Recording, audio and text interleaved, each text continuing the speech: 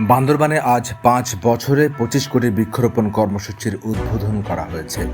জেলা প্রশাসন ও বন বিভাগের উদ্যোগে আজ এ কর্মসূচির আনুষ্ঠানিক উদ্বোধন করা হয়। পরিবেশ সংরক্ষণ, জীববৈচিত্র্য রক্ষা এবং জলবায়ু পরিবর্তনের বিরূপ প্রভাব মোকাবেলায় দেশব্যাপী গৃহীত এই কর্মসূচির অংশ হিসেবে বান্দরবানেও বৃক্ষরোপণ কার্যক্রম শুরু হয়েছে।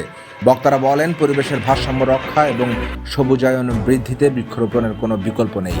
তাই সরকারি উদ্যোগের পাশাপাশি সাধারণ মানুষকেও বেশি বেশি গাছ লাগানো ও তার পরিচর্যায় এগিয়ে আসতে হবে এবং খালি জায়গায় বিভিন্ন প্রজাতির গাছের চারা রোপণ করা হবে বলে সংশ্লিষ্ট কর্তৃপক্ষ জানিয়েছেন।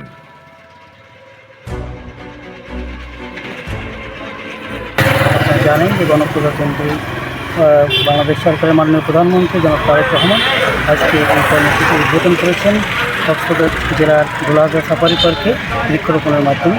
তারই অংশ হিসেবে বান্দরবান পার্বত্য জেলায় আমরা আমাদের এই কর্মসূচি কার্যক্রম শুরু করছি বান্দরবান সদর উপজেলার টঙ্কাপট্টি ইউনিয়নে।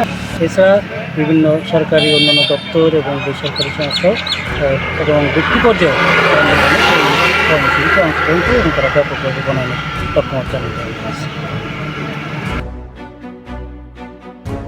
গিরিকণ্ঠ, বান্দরবান।